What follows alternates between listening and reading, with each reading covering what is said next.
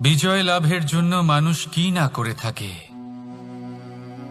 যে কোনো সম্ভাব্য প্রচেষ্টা করে, কিন্তু নিজের বিজয় লাভের জন্য বাজিতে যা ইচ্ছে তাই রেখে দেওয়া কি উচিত কাজ? কখনোই নয়। নিজের হারানো সম্মান, নিজের হারানো সম্পত্তি, নিজের হারানো অধিকার ফিরে পাওয়ার শুধু একটাই পথ রয়েছে, আর তা হলো পুরুষার্থ, দ্যুতক্রিয়া নয়। যে মানুষ নিজেই হেরে গেছে, নিজেই নিজের জয়লাভ করার জন্য অন্য কাউকে কিভাবে বাজিতে রাখতে পারে? এ হলো সম্পূর্ণরূপে অনুচিত। অনেক সময় অনেক ধন লাভ করার জন্য, অনেক সম্পত্তি লাভ করার জন্য আমরা নিজের আসল ধন, আমাদের আপনজন, তাদেরকে হারিয়ে ফেলতেও প্রস্তুত হয়ে যাই। এটা একেবারেই উচিত নয়। যত বড়ই সংকট আসুক না কেন, আমাদের আপনজনদের আমাদের সাথেই রাখা উচিত। নিজের বিজয়ের জন্য ওনাদের বাজি রাখা ঠিক নয়। এই ভুল কেউ একজন করেছেন, আপনি তা ভুলেও করবেন না। রাধা রাধা।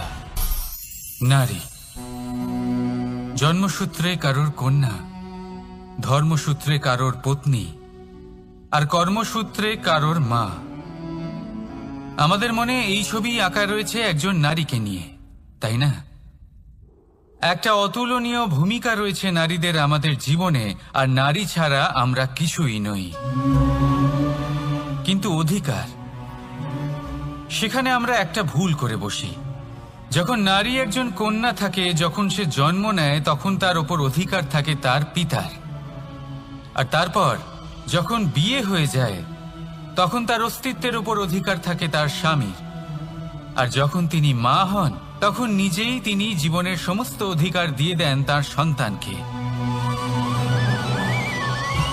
কিন্তু আমরা কি কখনো এটা ভেবেছি এই জীবন হলো তার নিজের? যে নারী সবার কল্যাণ করছেন, তার জীবনের অধিকারও তার কাছেই থাকা উচিত, তাই না? তার নিজের জীবনের সিদ্ধান্ত সে নিজেই নিতে পারেন, নিজেই নিজের ভাগ্যের রচয়িতা হতে পারেন। আর এর জন্য আমাদের নিজেদের পাল্টাতে হবে, দৃষ্টিভঙ্গি পাল্টাতে হবে।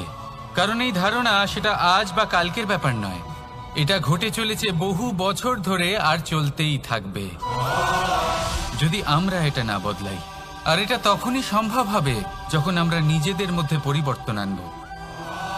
তাই আজকের পর থেকে, এই মুহূর্ত থেকে, কোনো নারীর ওপর অকারণ অধিকার স্থাপনের আগে সহস্রবার ভেবে দেখবেন। কারণ যখন নারী নিজের অধিকার কেড়ে নিতে বাধ্য হবেন, তখন শুধু এবং শুধুমাত্র বিনাশই ঘটবে। রাধা রাধা।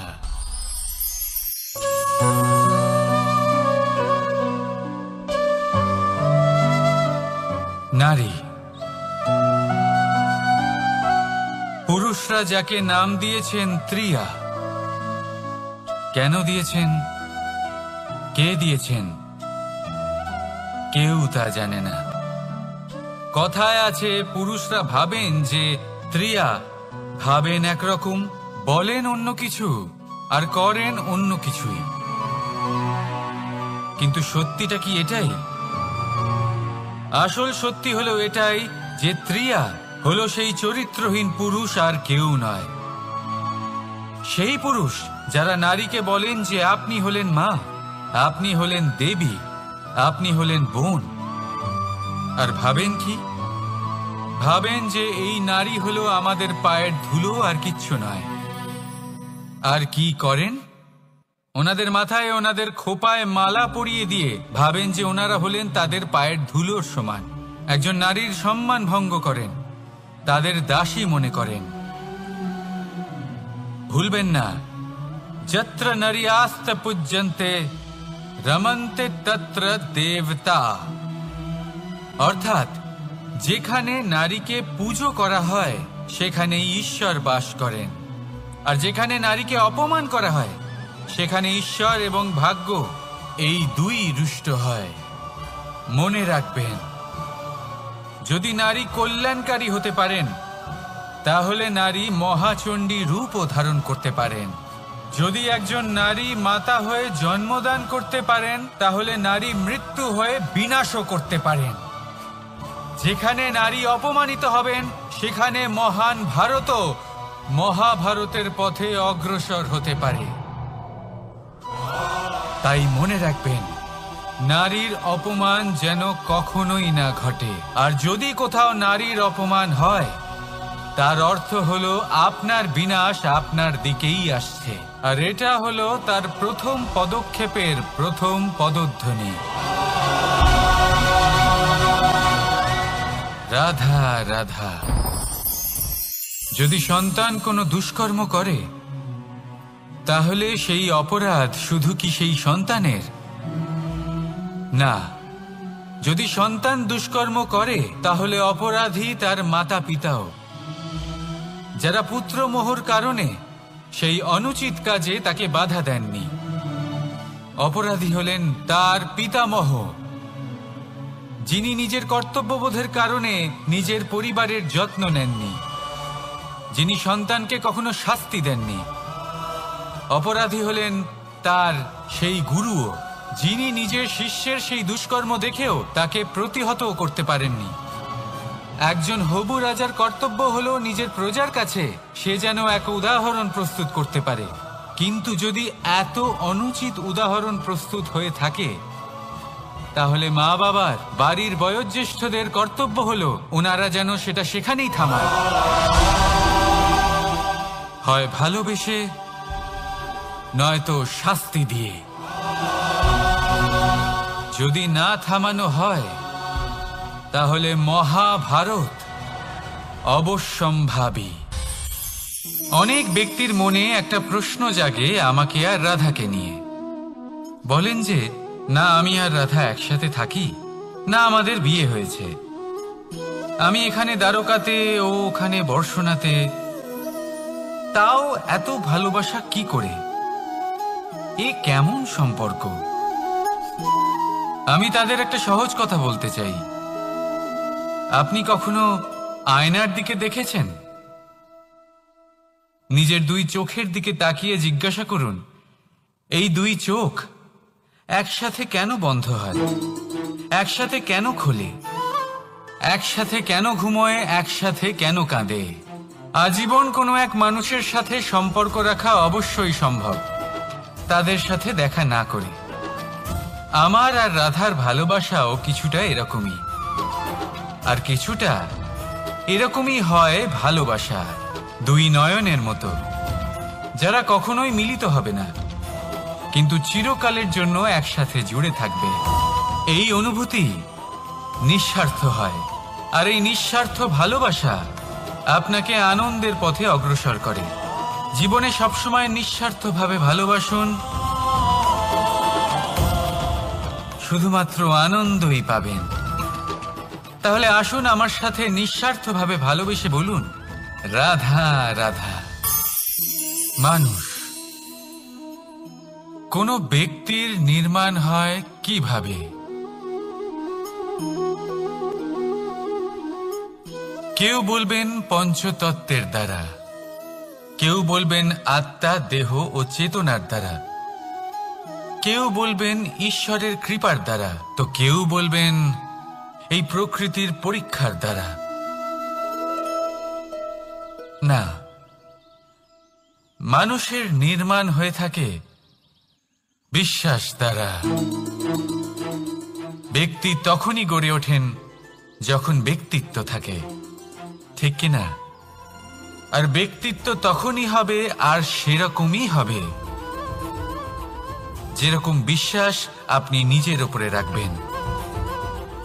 যদি আপনি মনে করেন আপনি বিষের ন্যায় হবেন তাহলে আপনি বিষাক্তই হবেন।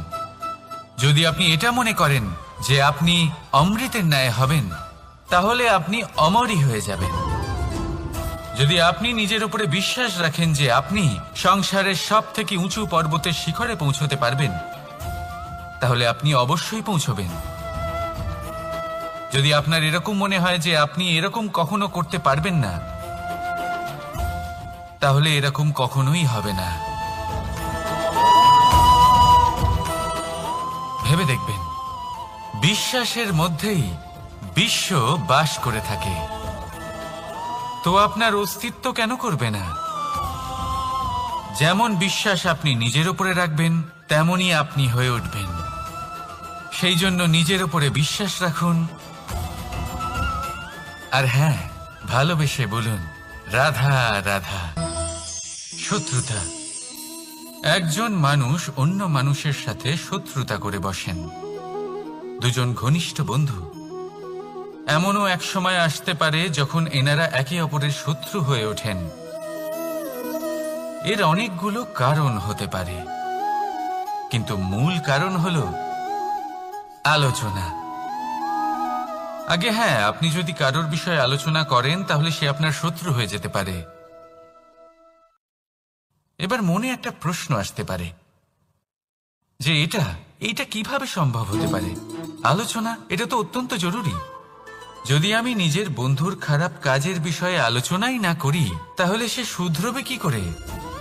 এ কথা সত্যি যে আলোচনা আবশ্যক, কিন্তু তার থেকেও বেশি গুরুত্বপূর্ণ এবং আবশ্যক হলো আপনার এই সিদ্ধান্ত এটাই যে আপনার এই আলোচনা কোন স্থানে করবেন। যদি এটা সবার সামনে করবেন ভাবেন, তাহলে তা অপমানও হয়ে যেতে পারে। যদি এটা আলাদাভাবে করেন তাহলে তা পরামর্শ হয়ে যায়। অপমান কেউ স্বীকার করতে পারেন না, কিন্তু পরামর্শ সকলের ভালো লাগে। তাহলে যদি আপন কারোর জন্য ভালো কিছু চান, কাউকে শুধরে দিতে চান, আর আপনার মনে হয় আলোচনা আবশ্যক, তাহলে সর্বপ্রথম সময়, পরিস্থিতি আর স্থানের কথা মনে রাখবেন, নয়তো এই আলোচনা আপনাকে খুব ভোগাতে পারে। তাহলে আসুন আমার সাথে ভালোবেসে বলুন রাধা রাধা। আপনার জীবনেও কি সমস্যা রয়েছে? অবশ্যই থাকবে। প্রত্যেকের জীবনেই সমস্যা থাকে। প্রত্যেক মানুষ জিজ্ঞাসাও করেন যে এই সমস্যা আসলে কি আর কেন আসে জীবনে। আপনাকে একটা কথা বলে দিই যে সমস্যা আসলে সেটা নয় যা আপনার পথে বাধা সৃষ্টি করে, বরং সমস্যা হলো সেটাই যেটা আপনি তখন দেখতে পান যখন আপনার একাগ্রতা আপনার পথ থেকে, আপনার লক্ষ্য থেকে সরে যেতে থাকে। আর এই সমস্যাগুলি দূর করার জন্য, এর সমাধান করার জন্য একটাই পথ আছে, নিজের সমস্ত ভাবনা আরো একবার একাগ্র করুন নিজের পথের দিকে, নিজের লক্ষ্যের দিকে। আপনার সমস্ত ভাবনা যদি কেন্দ্রীভূত হয় নিজের লক্ষ্যে, তাহলে এই সমস্যা দূরে থাকবে। যদি এরকম না হয়, যদি আপনার মন একটু অন্যদিকে চলে যায়, তাহলে এই সমস্ত সমস্যা আবার সামনে চলে আসে আর বাড়তেও থাকে। দেখুন, যেখানে আপনার লক্ষ্য রয়েছে, বাণ যদি সেখানেই চালাতে হয়, তাহলে দৃষ্টি তো সেদিকেই রাখতে হবে। তবেই তো আপনি সেই লক্ষ্য ভেদ করতে পারবেন। সেই জন্য মনে রাখবেন, সর্বদা লক্ষ্য রাখবেন নিজের পথে, সেই পথেই সামনে এগোতে থাকুন নিজের লক্ষ্যের দিকে।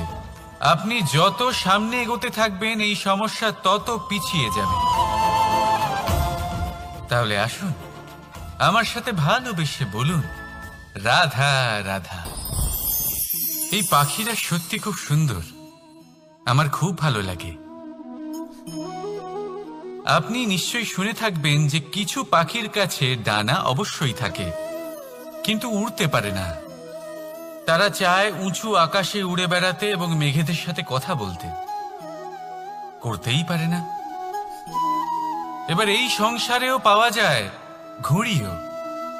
এদের মধ্যে না জীবন আছে, না প্রাণ আছে, আর না আছে ডানা, কিন্তু এরা আকাশের সাথে কথা বলে, হাওয়ার বেগের সাথে কথা বলে, আনন্দ করে, উৎফুল্ল হয়ে ওঠে, আকাশে জীবনের কিছু মুহূর্ত কাটায়। তার কারণ কি হতে পারে? কারণ হলো সুতো। এই সুতো যদি সঠিক হাতে থাকে তাহলে এই কাগজের তৈরি ঘুড়িও আকাশের উচ্চতায় উড়ে বেড়াতে পারে। এবার এই সুতো আসলে কি? এই সুতো হলো আসলে ভালোবাসা, এই সুতো হলো আসলে বিশ্বাসের। আর এটা আপনি দিয়ে থাকেন তাদের হাতে যাদের আপনি বিশ্বাস করেন, যাদের আপনি নিজের সর্বস্ব দিয়ে দেন। ভেবে দেখুন, এই ভালোবাসা আর বিশ্বাসের সুতো আপনি যদি সঠিক মানুষের হাতে দিয়ে দেন তাহলে আপনি অনেক উচ্চতায় উঠতে পারবেন, আকাশের উচ্চতায় উড়ে বেড়াতে পারবেন, মেঘের সাথে কথা বলতে পারবেন, পাখিদের মতো উড়তে পারবেন, যা ইচ্ছে তাই করতে পারবেন। শুধু এই মানুষ সঠিক হতে হবে, এমন একজন মানুষ যার মনে আপনার জন্য ভালোবাসা রয়েছে, এমন এক মানুষ যার মনে কোনো স্বার্থ নেই, যিনি পরোপকারী, এমন একজন ব্যক্তি যিনি আপনার অস্তিত্বকে বাইরে নিয়ে আসতে পারবেন, তাকে উজ্জ্বল করে তুলবেন। তাহলে ভালোবাসুন, আনন্দ করতে থাকুন, আর এই আনন্দ সহকারে বলুন রাধা রাধা। আমরা সকলে এমন ব্যক্তির সাথে থাকতে চাই যারা খুব মিষ্টি কথা বলেন, যাদের ব্যবহার আমাদের ভালো লাগে, যারা দেখতে সুন্দর হন, যাদের আমরা পছন্দ করি। আর সবসময় এমন ব্যক্তির থেকে দূরে থাকতে চেষ্টা করি যাদেরকে আমরা পছন্দ করি না, যাদের কথা আমাদের খারাপ লাগে, যাদের কথা একটু কঠোর হয়। আমরা সবসময় চেষ্টা করি এদের থেকে দূরে থাকার, ঠিক কিনা? কিন্তু যদি বাস্তবটা দেখি তাহলে এই কঠোরতা জীবনে শান্তির প্রলেপ দেয়। ওষুধও একটু কড়াই হয়, কিন্তু এ কি করে? আমাদের সুস্থ করে তোলে। ঠিক সেইভাবেই ভালোবাসার এই অধ্যায় একটু কঠিন, একটু কড়াও মনে হতে পারে, কিন্তু এর ফল সবসময় আপনাদের স্বাস্থ্যের পক্ষে ভালোই হয়। সেই জন্য যদি কেউ আপনার নিন্দে করে, আপনাকে কড়া কথা শোনায়, আপনার ব্যাপারে আলোচনা করে, তার মানে এটা নয় যে সে আপনার শত্রু। হতে পারে তিনি আপনার বন্ধু হন, আপনার জন্য ভালো চান, আপনাকে শুধরে নিতে চান, আপনার মধ্যে কোনো পরিবর্তন দেখতে চান। সেই জন্য কখনো কারোর কথা শুনে বা কাউকে দেখে প্রাথমিকভাবে এই সিদ্ধান্ত নেবেন না যে তিনি আপনার শত্রু হন নাকি আপনার বন্ধু হন। এমনও শত্রু হয়ে থাকেন যে গুড়ের মতো মিষ্টি মিষ্টি কথা বলে আসলে আপনাকে বিষ পান করিয়ে দেবেন। আর এমনও বন্ধু থাকেন যারা আসলে নিমের মতো কড়া কথা বলেন কিন্তু আপনাকে অমৃত পান করান। এদের মধ্যে পার্থক্য করতে জানতে হবে, কে আসলে শত্রু হন আবার কে আসলে মিত্র হন। এই পার্থক্য যখন আপনি করতে শিখবেন তখন আপনি এই সংসারের সব থেকে সুখী প্রাণী হয়ে উঠবেন। এই পার্থক্য বোঝা সহজ নয়, কিন্তু অবশ্যই আবশ্যক। রাধা রাধা। অসুখ। এমন কোনো মানুষ আছেন এই সংসারে যার অসুখ করে না? প্রত্যেক মানুষ কখনো না কখনো অবশ্যই অসুস্থ হয়েছে, তার এই শরীর রোগের শিকার অবশ্যই হয়েছে। এবারে দেখুন, এই রোগ আসে আবার এই রোগ চলেও যায়, কিন্তু সেই রোগ আমাদের কষ্ট দিতে কেন সক্ষম হয়? কারণ হলো স্বচ্ছতা। যদি এই স্বচ্ছতা শরীরে না থাকে তাহলে মানুষকে শারীরিক কষ্ট পেতেই হবে। ঠিক সেইভাবেই অত্যন্ত প্রয়োজনীয় হলো এই স্বচ্ছতা যেন মনেও থাকে। যদি এই স্বচ্ছতা মনে না থাকে তাহলে মানুষ চারিত্রিকভাবে কষ্ট সহ্য করেন। এবারে নিবারণ কি হতে পারে? বড়ই সহজ এর উপশম।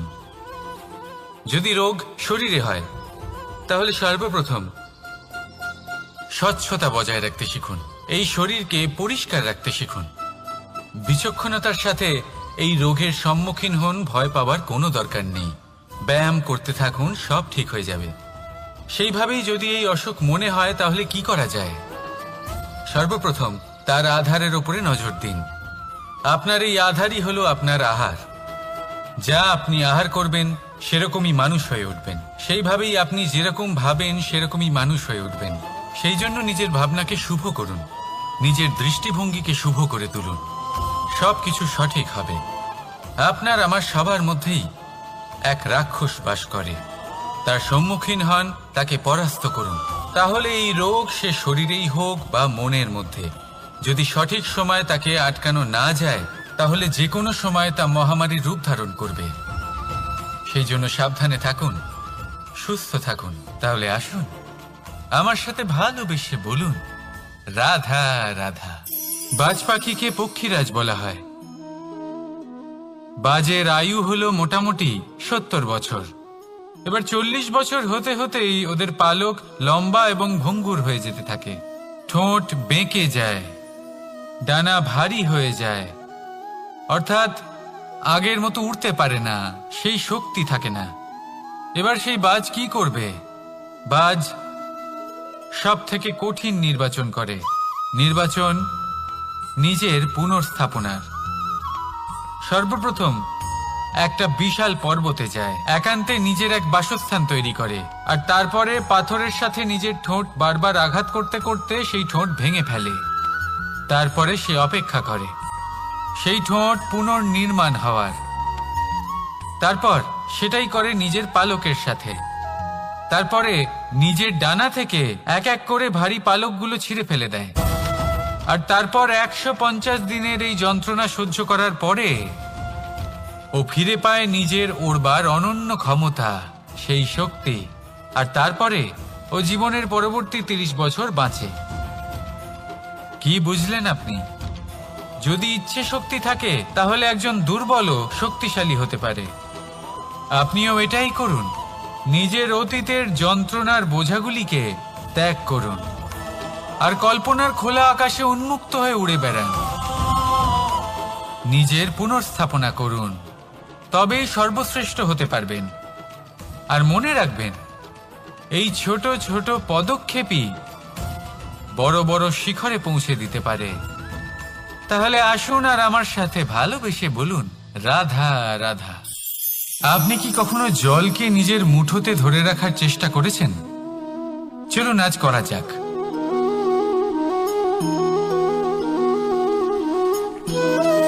যদি আপনি নিজের মুঠো জোরে বন্ধ করেন, জল ধরে রাখতে পারবেন না। যদি আপনি তাকে এমনি বইতে দেন, তাহলে ও নিজের পথ নিজেই করে নেবে আর আপনার হাতেও থেকে যাবে।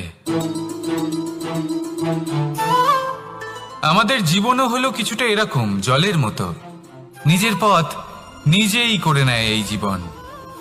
প্রত্যেক সমস্যার সমাধান নিজেই করে নেয় এই জীবন।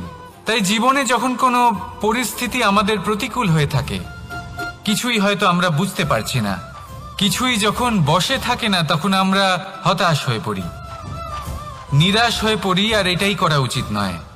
শান্ত মনে দেখতে হবে যে এই জীবনে আসলে কি ঘটে চলেছে। কষ্ট সবাই ভোগ করেন। কষ্ট পেলে কেউ রেগে যান, রেগে গিয়ে পরাক্রম দেখান। এটাই তো করা উচিত নয়।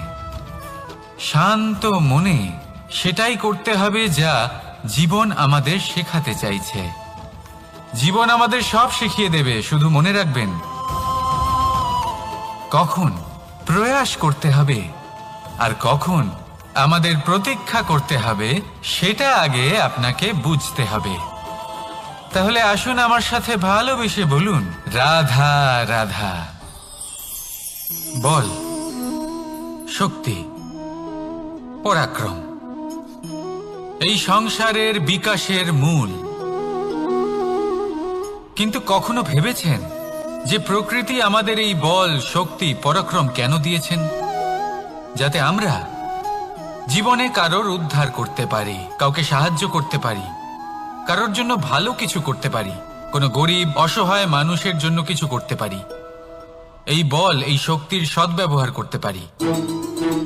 কখনো দেখেছেন এমন মানুষ যার কাছে অসীম শক্তি আছে, কিন্তু তার সাথেই অসম্ভব অহংকারও রয়েছে, যিনি নিজেকে সর্বশ্রেষ্ঠ বলে মনে করেন, খারাপ কাজও করেন। আপনি দেখবেন প্রকৃতি এবং মানুষ তাকে ভাঙতে সর্বদা চেষ্টা করেন। মনে রাখবেন, যতই সুবিশাল পর্বত হোক না কেন, তা যদি পথে পড়ে, তাকে ভেঙে পথ প্রশস্ত করা হয়।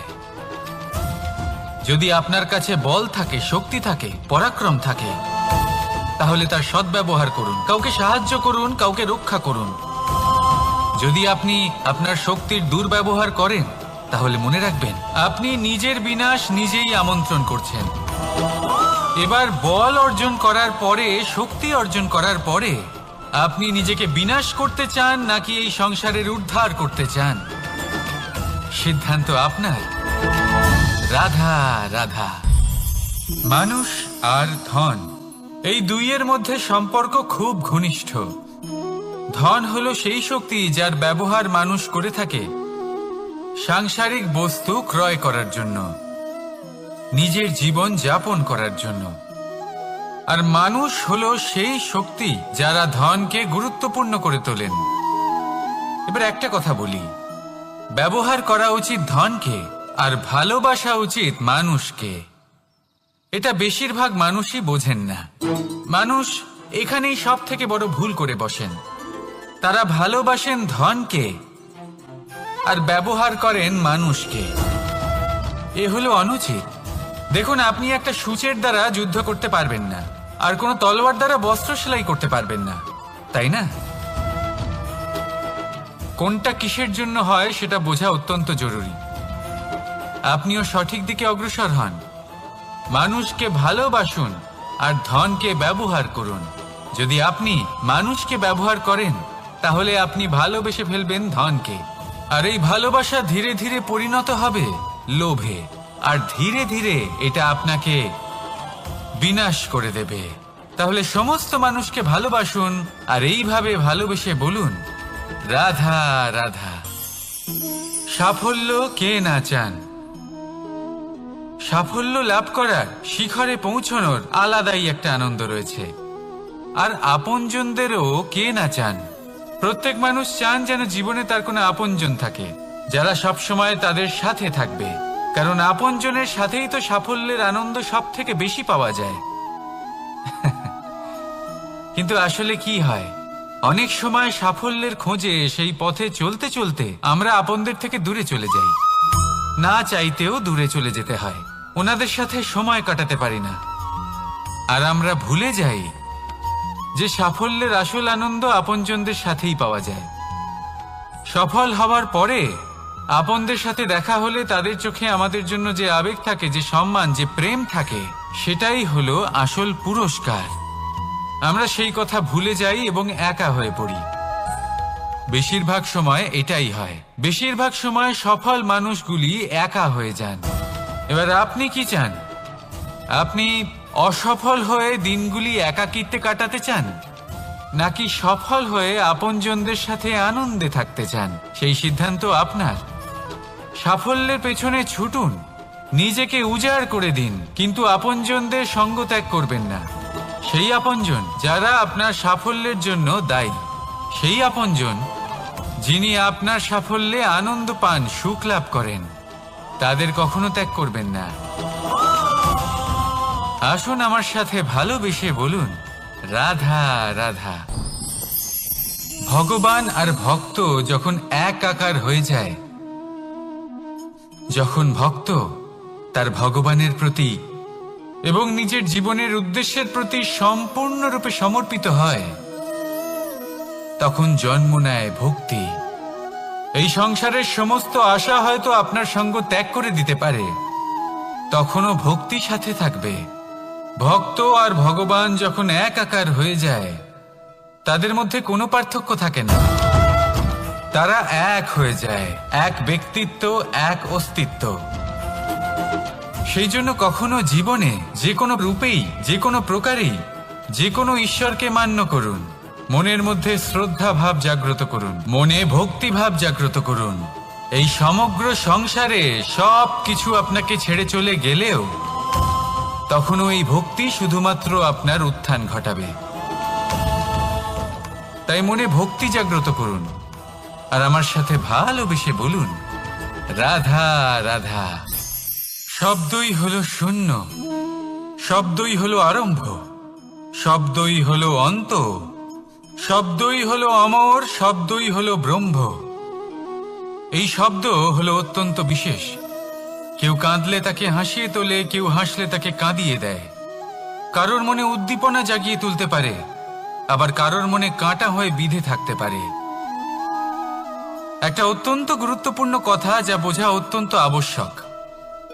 আপনার মন, আপনার হৃদয় যতই শুদ্ধ হোক না কেন, যতই পবিত্র হোক না কেন, আপনার দৃষ্টিভঙ্গি যতই স্পষ্ট হোক না কেন, যদি আপনার কথা পবিত্র না হয়, যদি আপনার শব্দ শুদ্ধ না হয়, তাহলে তা আপনাকে আপনার কর্মফল ভোগ করতে বাধ্য করবেই। একটা সহজ উদাহরণ দিই। আপনার জীবনে এমন কেউ অবশ্যই থাকবেন যাকে আপনি পছন্দ করেন না, যিনি হয়তো অধর্মী মানুষ, যিনি হয়তো দুর্বুদ্ধি সম্পন্ন মানুষ, কিন্তু তার জন্য অপশব্দ প্রয়োগ করলে তার মধ্যে কোনো পরিবর্তন আসবে না, তার মানসিকতা বদলাবে না, শুধু মনে প্রতিশোধ স্পৃহা জেগে উঠবে, মনে হিংসা জাগবে, আর কিচ্ছু নয়। সেই জন্য নিজের শব্দকে নিয়ন্ত্রণ করুন, নিজের কথা সংযত করুন। শ্রেষ্ঠ থেকে শ্রেষ্ঠতর মানুষকেও সাবধানী হতে হয়, কারণ যদি এই শব্দের প্রয়োগ সঠিক না হয়, তাহলে আজীবন মানুষকে নির্বাক হয়ে থাকতে হতে পারে। তাহলে নিজের শব্দ নিয়ন্ত্রিত রাখুন, নিজের কথাকে শুভ করুন, এতে প্রেমবোধ জাগিয়ে তুলুন, আর সেই প্রেমবোধ নিয়েই বলুন রাধা রাধা। বরদান এবং অভিশাপ, এই দুই হলো একই মুদ্রার দুটি পিঠ। এই বরদান আমরা অনেক কারণে পেতে পারি, কখনো নিজের পরিশ্রমের কারণে, কখনো নিজের তপস্যার কারণে, কখনো আমাদের পূর্বপুরুষদের কর্ম ও তপস্যার কারণে। কিন্তু এই বরদান কতক্ষণ বরদান থাকবে তা আমরা নিশ্চিত করতে পারি না, তা সুনিশ্চিত করে শুধুমাত্র আমাদের কর্ম। যদি আপনাকে উদাহরণ দিই, আপনি রেশমের কীট দেখেছেন? ও বরদান পেয়েছে যে ও নিজের সুরক্ষার জন্য খোলস বানাতে পারে। এবারও তাতে এত মত্ত হয়ে যায় যে এমন এক আবরণ বানিয়ে ফেলে যাতে সে নিজেই আবদ্ধ হয়ে চাপা পড়ে মরে যায়। এটার তাৎপর্য কি? তাৎপর্য খুবই সরল। গর্ব করা খুবই ভালো, কিন্তু অহংকার করা কখনোই উচিত নয়। যদি অহংকার মনের মধ্যে প্রবেশ করে, তাহলে এই বরদান অভিশাপে পরিণত হতে সময় লাগে না। আর যদি কর্মশ্রেষ্ঠ হয়, তাহলে অভিশাপ বরদানে পরিণত হয়। তাহলে আসুন শ্রেষ্ঠ কর্ম করুন, আর আমার সাথে ভালোবেসে বলুন রাধা রাধা। সুখ, দুঃখ, মৃত্যু, মহামারী, এগুলো কখনো বলে আসে না, আবার জিজ্ঞাসা করেও আসে না। এমনই হয় দ্রুত ক্রীড়ার এই খেলায়। এক কারাগারের মতো, একটা মাকড়সার জালের মতো। যেমন একটা মাকড়সার জাল একটা পোকাকে নিজের দিকে আসতে আকর্ষিত করে, নিজের চমকের দ্বারা, নিজের গঠন দ্বারা, সেরকমই দ্রুত ক্রীড়ার এই খেলা মানুষকে নিজের দিকে আসতে প্ররোচিত করে। শেষে গিয়ে মানুষ আটকা পড়ে। পার্থক্য শুধু এটাই, যখন এক পোকা এই জালে জড়িয়ে পড়ে তখন সে তার প্রাণ হারায়। মানুষ যখন এই দ্রুত ক্রীড়ায় আকর্ষিত হয়, সে নিজের মান, নিজের ধন সব কিছু হারায়, নিজের বিবেক হারিয়ে ফেলে। কিন্তু আপনি আপনার বিবেক কখনোই হারাবেন না। যদি আপনার মনে লোভ চলে আসে, আপনি লোভী হয়ে ওঠেন। যদি আপনি দ্রুত ক্রীড়ার এই খেলায় আটকা পড়েন, তাহলে মনে রাখবেন এই খেলা থেকে ফিরে আসা প্রায় অসম্ভবই বলা যায়। নিজের বিবেক কখনো হারাতে দেবেন না, কারণ বিনাশ আসার প্রথম লক্ষণ হলো বিবেকের বোধ চলে যাওয়া। এই প্ররোচনায় কখনো পা দেবেন না। আর আমার সাথে ভালোবেসে বলুন রাধা রাধা। বিজয়, বিজয় লাভের জন্য মানুষ কি না করে থাকে, যে কোনো সম্ভাব্য প্রচেষ্টা করে। কিন্তু নিজের বিজয় লাভের জন্য বাজিতে যা ইচ্ছে তাই রেখে দেওয়া কি উচিত কাজ? কখনোই নয়। নিজের হারানো সম্মান, নিজের হারানো সম্পত্তি, নিজের হারানো অধিকার ফিরে পাওয়ার শুধু একটাই পথ রয়েছে, আর তা হলো পুরুষার্থ, দ্রুত ক্রীড়া নয়। যে মানুষ নিজেই হেরে গেছে, নিজেই নিজের জয়লাভ করার জন্য অন্য কাউকে কিভাবে বাজিতে রাখতে পারে। এ হলো সম্পূর্ণরূপে অনুচিত। অনেক সময় অনেক ধন লাভ করার জন্য, অনেক সম্পত্তি লাভ করার জন্য আমরা নিজের আসল ধন, আমাদের আপনজন, তাদেরকে হারিয়ে ফেলতেও প্রস্তুত হয়ে যাই। এটা একেবারেই উচিত নয়। যত বড়ই সংকট আসুক না কেন, আমাদের আপনজনদের আমাদের সাথেই রাখা উচিত। নিজের বিজয়ের জন্য ওনাদের বাজি রাখা ঠিক নয়। এই ভুল কেউ একজন করেছেন, আপনি তা ভুলেও করবেন না। রাধা রাধা। নারী জন্মসূত্রে কারোর কন্যা, ধর্মসূত্রে কারোর পত্নী, আর কর্মসূত্রে কারোর মা। আমাদের মনে এই ছবি আঁকা রয়েছে একজন নারীকে নিয়ে, তাই না? একটা অতুলনীয় ভূমিকা রয়েছে নারীদের আমাদের জীবনে, আর নারী ছাড়া আমরা কিছুই নই। কিন্তু অধিকার, সেখানে আমরা একটা ভুল করে বসি। যখন নারী একজন কন্যা থাকে, যখন সে জন্ম নেয়, তখন তার ওপর অধিকার থাকে তার পিতার।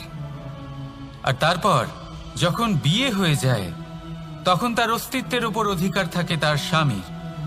আর যখন তিনি মা হন, তখন নিজেই তিনি জীবনের সমস্ত অধিকার দিয়ে দেন তার সন্তানকে। কিন্তু আমরা কি কখনো এটা ভেবেছি এই জীবন হলো তার নিজের? যে নারী সবার কল্যাণ করছেন, তার জীবনের অধিকারও তার কাছেই থাকা উচিত, তাই না? তার নিজের জীবনের সিদ্ধান্ত সে নিজেই নিতে পারেন, নিজেই নিজের ভাগ্যের রচয়িতা হতে পারেন।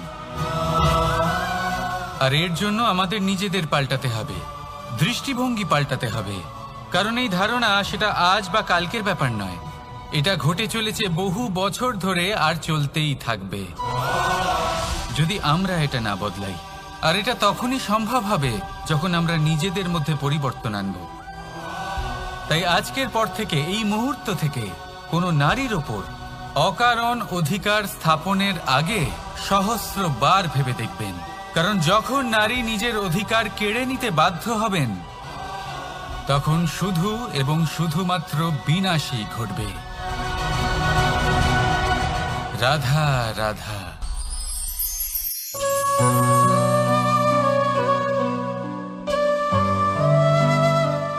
নারী,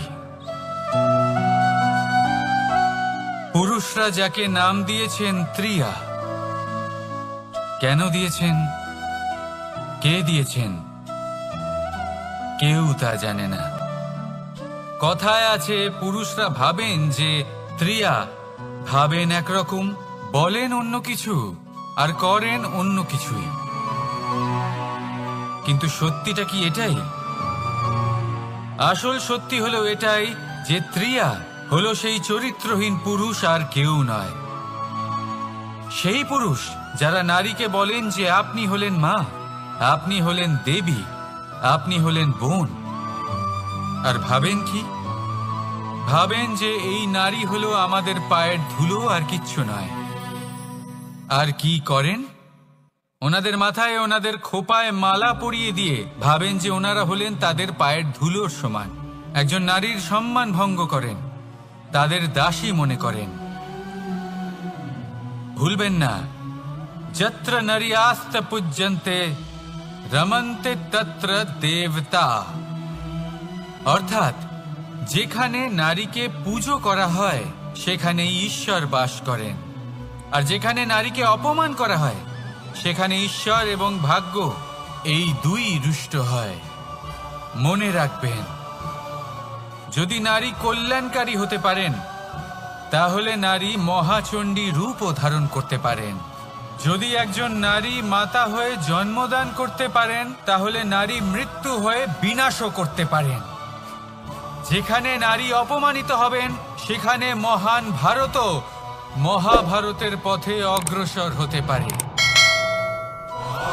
তাই মনে রাখবেন, নারীর অপমান যেন কখনোই না ঘটে। আর যদি কোথাও নারীর অপমান হয়, তার অর্থ হলো আপনার বিনাশ আপনার দিকেই আসছে। আর এটা হলো তার প্রথম পদক্ষেপের প্রথম পদধ্বনি।